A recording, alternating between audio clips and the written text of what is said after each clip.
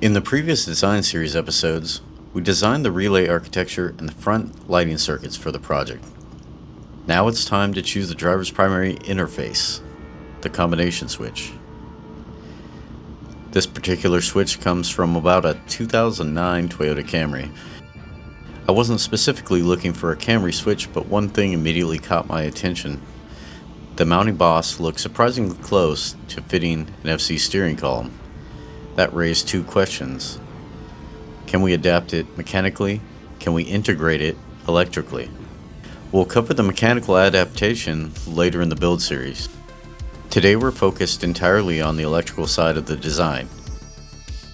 There's no such thing as the perfect combination switch. Some switches have fewer functions, others have considerably more. The goal isn't to find the switch with the most features. The goal is to find one that matches your project's requirements. As you can tell from this list, they're very basic requirements, except maybe the wiper speed control, or intermittent speed control, whatever you'd like to call it. Now, luckily enough, Toyota has put that circuit inside the actual switch body, so we don't need an external control unit or module or anything like that. One less thing to deal with. We always love that. In this video, we're going to concentrate on the left side of the switch assembly. We don't need the right side right now. We'll deal with that in another video. Before we grab the multimeter and figure out how this thing works, it's important to understand what we're working with. You see that 20-pin connector there? It's all analog, and everything is switched to ground. This is why the RTMRs in previous video were wired the way they are. Every function just selects ground. Now about finding this connector, as you'll see here, there's no 20-pin variant, and there's not one here. But where I did finally find it is on AliExpress. And there she is. You may have to use different search terms, and the connector doesn't look exactly identical, but is based off the Sumitomo TS. And because this may be hard to read, I'll put text on the screen. I'd leave a link, but the links always seem to break when you use AliExpress, so I wish you luck. You may also be able to buy this at Toyota, but of course, the price of one terminal at Toyota will cost more than the entire connector and 20 terminals from AliExpress. So as I've mentioned before, this switch is completely analog and everything is switched to ground. So every time you move one of these switches, that wire gets connected to ground. So what we are doing is negative triggering relays with this switch assembly. If you're unsure what negative triggering means, I've got a video about positive and negative triggering differences. Feel free to click the card above and check that out at your leisure. And of course, lastly, the other thing you can do is cut a pigtail off a harness at the junkyard and have it all pre-wired, and then just connect the wires to whatever you need them to be connected to. It all just depends on what you need the outcome to be. So for the video, we're going to use this pigtail, and the white with black stripe is always ground on Toyotas. If you don't know that, now you know. So this wire would be connected to ground. This is the wire that all the other wires will switch to when you move the switches around.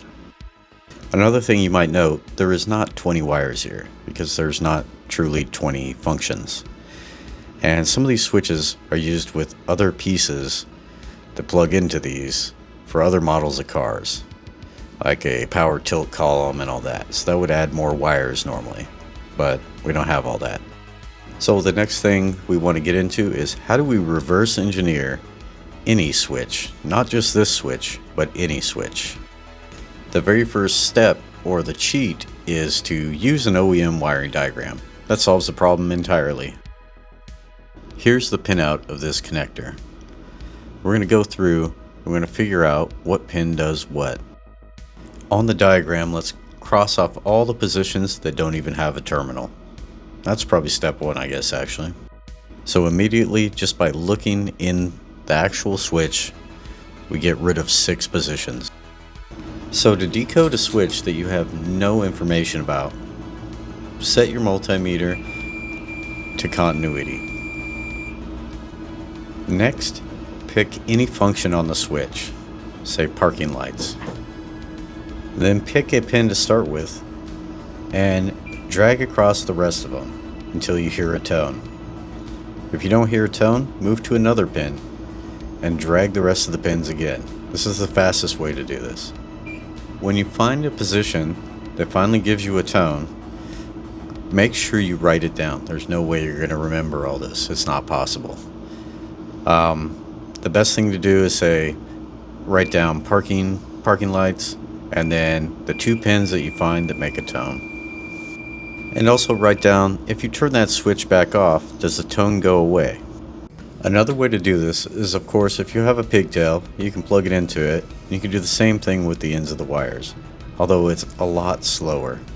This may seem like an almost impossible task, but if you keep everything written down, you just work through it methodically, you're going to find out that as you find more and more pin functions, it's going to get easier and easier.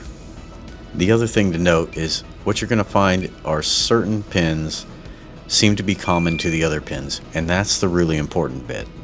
Like for this switch's example, the white with the black wire is the ground for the entire switch assembly on the left side. But we're not going to go through that tedious process on this video. What we are going to do is jump right to what I do know from the OEM diagram and from my own testing. Here's what's unused, and here's what's used. Now here's what's interesting. The white with a black stripe wire at position 12 and the white wire at position 16 are electrically the same. They are internally connected. Now on the OEM wiring, the white at 16 and the white at 3 are a jumper wire. So 16 is connected to 3.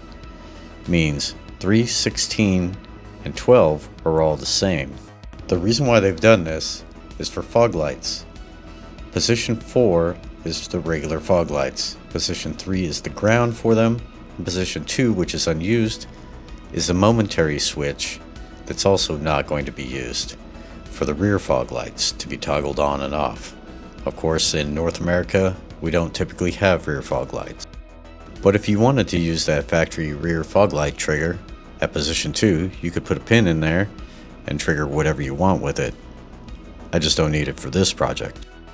And remember, cars unequipped with fog lights from the factory may not have any pins in the top row or one at position 16 to save cost. Something I'd quickly add is, if it wasn't apparent by the size of these terminals already, this is not for switching load. On the factory car, this switch sends ground signals to the BCM, the body control module. But in our case, we're just triggering relays. So after all that, here's where we end up. I think they're all pretty self-explanatory, perhaps not 19. So the auto position on the switch, I'm just going to use that for daytime running lights.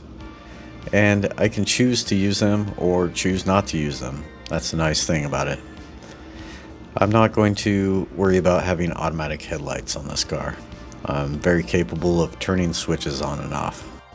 Another important takeaway from this is any of these positions could be assigned to any task on the car. These don't necessarily control headlights or turn signals. These are just switches. You can make them do whatever you want them to do. Take, for example, that position 2 that's unused. It's a momentary switch that could be used to trigger a data logger with a PCM or purge a nitrous system. If you remember from the previous episode, this is what's at the front of the car by the RTMRs. This is the connector that contains all the triggers, but this is where all these wires will go to. So between these pins on this DTM and the pins on the back of that Sumitomo TS on the switch assembly, there's going to be 22 gauge wires, pin for pin. These are the 5 functions that are wired straight through, right from the combination switch to the 12 position DTM connector at the front of the car. And like I said before, these are all 22 gauge wire. All they do is provide a ground when the switch is turned on to the negative side of the relay coils, which then in turn turns the actual load on.